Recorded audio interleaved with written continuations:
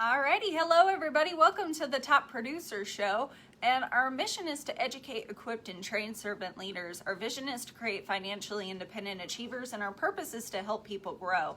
And we're on the second part of the 10X bootcamp that we went through, and we kind of got caught up with appointments yesterday, but we're gonna go ahead and continue where we left off from Monday. Or Monday? I don't remember what day it was anymore. Anywho, so one of the things that Grant was talking about where we left off was the different types of marketing, and there's 8 different types. The first type is awareness marketing. The second is straight promotion. 3, list building, which is where you make a list of people that you know and then go talk to them. Number 4, collaborative marketing. 5, advertising, where you basically pay to play, pushing the information out there. 6 is brand building. 7, testimonials, and 8 is marketing exercise. So there's 4 reasons you really want to market for yourself, which is really for yourself. You want to do it for you. You want to do it for your employees if you have them, or that could be team members. Number 3, competition. Because people are going to hate you first, and then they're going to go into apathy. So you have to be willing to do what they won't do. So anybody who is in your industry, you basically got to go out and outproduce them. Grant is really big on that. He's just like, make it so people can't ignore you, but basically destroy all the competition. And then number 4, your customer, getting the information out so that way people know where to find you. So the audience that you feed will never let you down so long as you keep feeding them. So being present every day and always putting your information out there, always be talking to people, because only when people see you every day do they start to trust you. We all have people on social media platforms that we see every single day, no matter what. And you start to develop this trust for that person, because when you see them all the time, you're like, you know what? I think I could trust them with this. Or people that you like, because it's always people that you relate to, you start to like, and then you begin to trust. And since you're there all the time, you start to establish yourself as a professional. And then people are like, you know what? If I really want help on that subject, I'm going to go talk to that person. So that's what happens when you start doing that. And now, what do you do to create content? Excuse me, hold on. Ugh. It's lovely allergy season, so this has been our life for the past couple of days ever since everything started blooming. But anywho, this is something that I talk to a lot of people about, because I created a blog for our holistic health company. And at one point, I think it was in 2017, a bunch of the marketing platforms changed for our holistic health business, and we were no longer able to advertise. So we went from having this huge funnel to be able to get clients to it just being gone. And we were like, oh shit, what the fuck are we gonna do? Like, all of our stuff is gone. How the heck are we gonna advertise? And it was like that all throughout. It wasn't just for our business, it was for any natural health industry. They changed the platform completely, where basically we weren't really able to advertise except for traditional SEO. So I had like a 90-day period where I'm like, okay, well, we were smart and we did create a database where every person that came in, we grabbed all their information. So we were still able to advertise to those people by sending out an email being like, hey, we're still here. But we had 90 days to figure it out of how are we going to get new clients. So I'm like, okay, well, we can do this traditional SEO. So I called up a friend and I'm like, hey, I need your help. I know how all this works. I went through a company that taught us all this, but I needed some of the updated stuff. I'm like, I just need you to run me through this, update me on what's new, and then go from there. So I had to create content, and I wrote 3 blogs a day for 90 days, and that turned into 270 blogs that I have written in 90 days. And then that's what exploded everything with our website and all of our social media. So that's what I ended up doing. But a lot of people will ask me, they're like, well, how did you come up with so many topics? Now, the nice thing is when you start, I started out with 50 topics and then went from there. Because as you start thinking and getting creative, more ideas will start to come, because the more I wrote, and I physically wrote these, you can also do them in videos, but the more you end up becoming creative, the more ideas will come. So sometimes you just have to start the process just to get yourself rolling, because the other ideas will come as you go. So what Grant was talking about with creating content, he's like, here's a couple ideas that you can have. What do you do? He's like, it's the easiest one to start with. What do you do? The second, what product do you deliver? What services do you do or provide? What's cool about what you do? What is sexy about what you do? Now that's his wording, but I just wrote it down. And what is the biggest mistakes you have made? A lot of people love to hear those. And I actually had an idea about something the other day with realtors, since we work with Legal Shield to help people with their credit. Now, Legal Shield doesn't do credit, but we help them with that. But anyway, we'll talk about that on here. Okay, no problem. But I had a couple ideas of what to do, like with realtors, taking their stories on, like, what is some mistakes that you have made in this industry? And you can do it not just for yourself. You can ask other people in your field and be like, what are some mistakes? Do I have your permission to record you or write a blog where you can tell me these stories? And just getting content there. Big claims. What does your company do that is big? People see what they are interested in, and what is the best way to do what you do? What are the worst ways to do what you do? Secrets in the industry. What does the public not know that they should know? What do you need to know? What is the latest news, breakthroughs, hiring people again? What are the steps to hiring people for your industry or recruiting people? What successes are we having? What challenges are you having, and what is your biggest breakthrough? So the goal is to have the audience that builds your lifestyle, not just followers. So make contact with people who will fund your lifestyle. And this also creates people really getting to know you, because until people know you, they're not going to trust you. So it's sometimes getting a little personal actually does help. Like, a lot of people try to put on a show when they're on social media, but the more you act like yourself, the more people you're going to attract, so long as it's the best version of yourself. So,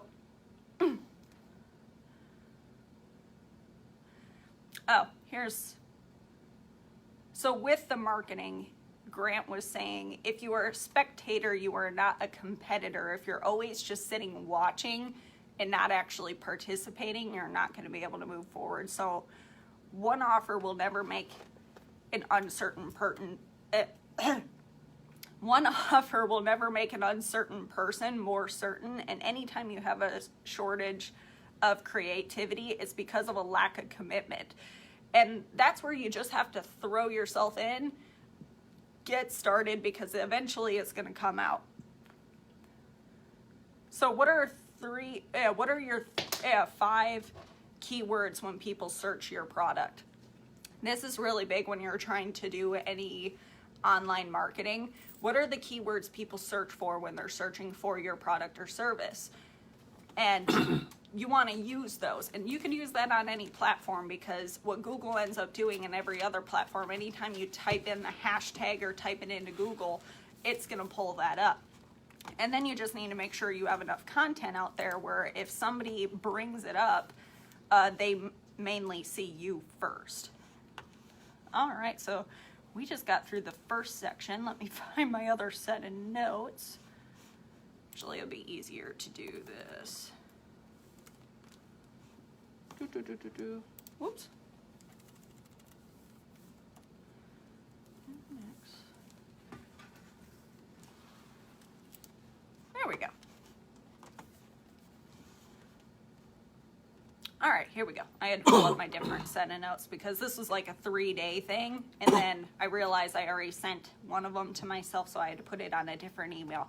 Always send your notes to your email. That way, if you want to bring them back up later, like if you want to search something, you could bring it up on your phone and it's always available. Also, if you lose the notebook that you wrote your notes in, you don't have it available to you later. So it's actually very handy.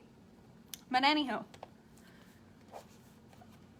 always agree with, yeah, he's talking about when you're talking with your buyer. He's like, when you're talking with something and trying to sell them or trying to recruit with them, he's like, always agree with your buyer or the person that you're trying to recruit. He's like, so if you're working in MLM and somebody's like, this is a pyramid scheme, and he's like, yes, it is, but this is what we do. He's like, agree with them first, because then it takes all the excuses away, but then find a way positively to come back and talk with them. Hey, no fighting. Sorry, kids are hungry and they're fighting. Anywho, number 2, be transparent. Stop telling people you don't want to sell them.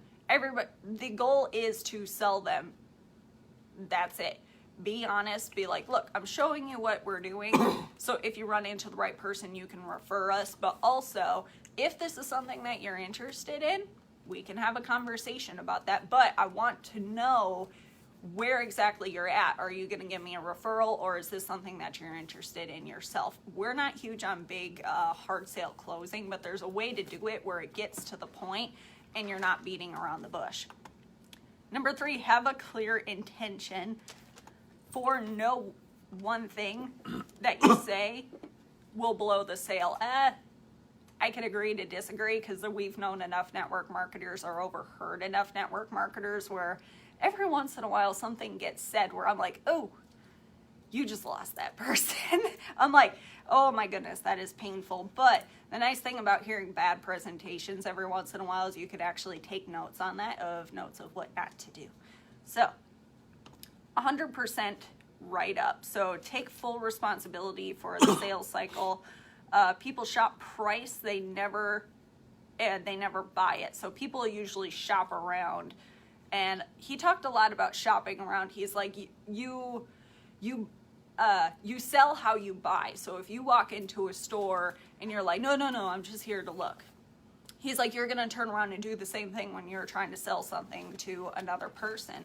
So he's like, you have to get into the mindset where you have to be able to make a decision right away, because if you're just putzing around, he's like, also shopping around a lot of times wastes money. He's like, you're trying to save money, but your time is worth money, and you spend more time running around shopping for price than just going and making a decision. He's like, get into the habit of just making a decision and get it done and over with. He's like, now every once in a while, depending on what you're doing, he's like, obviously don't go into something and buy something without actually researching it so you know what you're getting.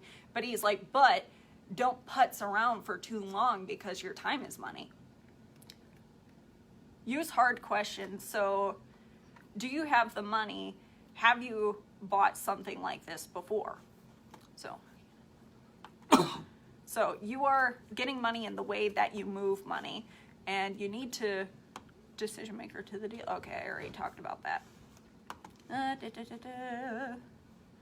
Objections. So everybody gets objections depending on how you present to people.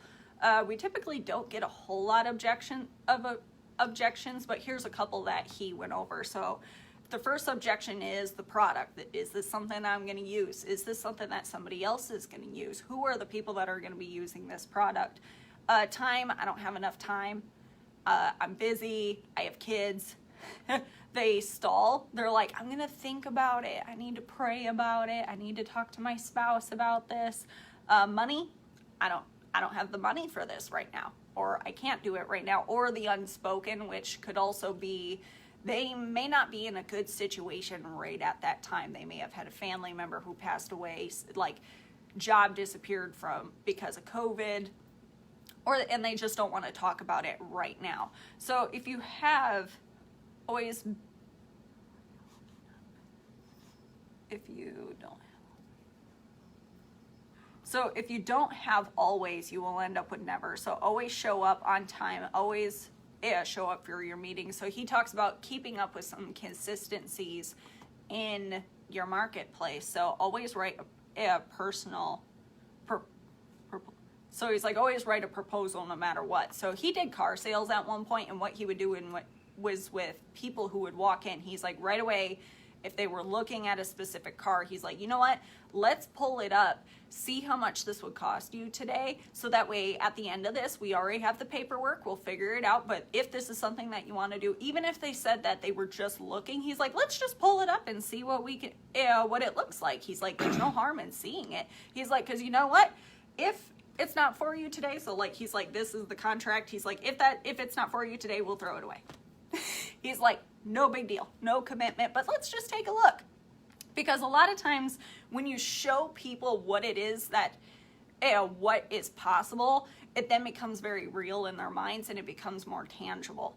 So that's a little trick that he used. He's like, always ask to purchase. So always asking like, hey, is this what you want to do today?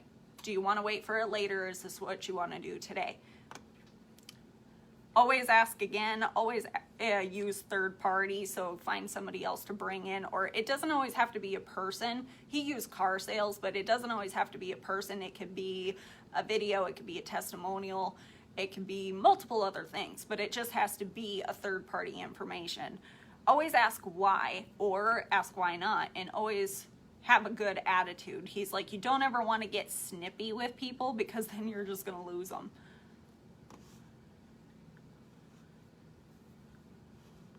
And that was an exercise that we had to go through. The exercises that he had us go through were actually really fun. So what he would end up doing, he's like, here's a couple of exercises that we're going to go through based on the information we just presented to you guys today. And we were actually split up into groups of 3 to 5 people, and we had to talk about, okay, this is what we're going through, this is what we're doing. Or a couple of times he actually had us practice certain closing stuff, which was really neat. So, day 3, things not to do. He's like, number 1, go at it alone. He's like, there's only so much time in the day and you're not going to grow very much unless you can have other people to help with you. So this is where John Maxwell talks about servant leadership. He's like, grow other people to your level so that way you can go off and do other things. And you want to grow other people so that way you're not completely doing it by yourself. Don't dabble. Make decisions quickly. Understand what's going on well, so that way you can make decisions quickly, because time is money. Number 3, don't be a waiter or the procrastinator. That's pretty much the same thing. Do it anyway, decide right away. Number 4, you don't believe it will work. So building up your self-confidence and your belief, which that's where coming up with a game plan of what exactly are the steps, where is your goal, and coming up with the steps to get you up to that goal. Because a lot of times when people don't believe it works is because they don't have that blueprint or the map of how exactly they're going to get there, because a confused mind does nothing. So coming up with the plan of actually getting there. Number 5, conflicting data. You have to pick one person to study from, because he's like, you know what, you can have 4 of the best trainers in the world, but they may have different processes. So he's like, pick one person that you're going to follow and follow that person's system. Because if you're trying to take 4 different people's systems who do well, you're not going to do very well. He's like, now you can learn something from everybody, but pick one person who's going to be your mentor, and that is the person that you learn from and who you're going to build with. Number 6, have a future date. Commit to a date of when something's going to be completed, because a lot of times if you don't have a date, you're not actually going to get there. If you want laser focus, you have to have a full calendar. So you can tell somebody who's successful by what their calendar looks like. Our calendar always looks really crazy, which is kind of fun. You know, and we keep track every single day. These are how many people we texted. This is how many appointments we did with Holistic Health, and here are all the other things that we have done. And I can always look back at the week, and if I see that there's a couple of days where there's just blanks, I'm like, okay, I did something wrong that day. What the heck were we doing that day? Why did nothing get done? Or why isn't there anything on this calendar? So it really helps you keep on track. So making sure that you're very, very busy. Everyone wants the money, but the learning is the way of the money they make. Okay, so everyone wants the money, but people aren't going to do what's necessary to learn what it takes to make that money. And some people will not make it a point to learn what is necessary to attract that money and have one mentor to hold your hand till you get the confidence to go on your own. So no matter how great the information is, it doesn't matter how great the information is if you can't execute it. Because if you have too many different ways to go, again, confused mind does nothing. And there's so many people who are like, oh, I'm just going to keep gathering information until I know for sure, like, this is how I need to do it. I'm like, no, you just need to get out and actually try it, because you can learn all you want, but until you actually go out and apply any of it, you're never going to learn how to actually do it and what's going to be the best way to do it, because everybody keeps gathering information and not actually executing any of the information that they're using and seeing what's going to work for them the best. Okay, that was an exercise for us. And then, and that's it. The rest of it was just an exercise for us. But what did you guys think? This was just the notes and some of the highlights of what Grant was talking about at his boot camp. But what were the biggest things that you got out of the conversation today? What was a big aha moment? What was your biggest takeaway? Because we like to know what you guys are getting out of this, because we want to bring information to you guys to help you in your industry and give you some information that's going to help. But it also helps when you tell me what's helpful to you. So with that is what we have for you guys today. So I managed to get this all squeezed into 2 episodes of the Top Producer Show, which was awesome. So if you guys haven't yet, you want to go to the Top Producer Show Facebook page, and also go follow us on YouTube, because each one of these videos is going to be shared to there. That way, if you guys want to go back and watch it, you are more than welcome to. But before we end, do you have any comments of the boot camp? Like, what was your biggest takeaway? No, because we're already over time. Okay, so anywho, leave me a comment. Let me know what you guys got out of this, and we will see you tomorrow.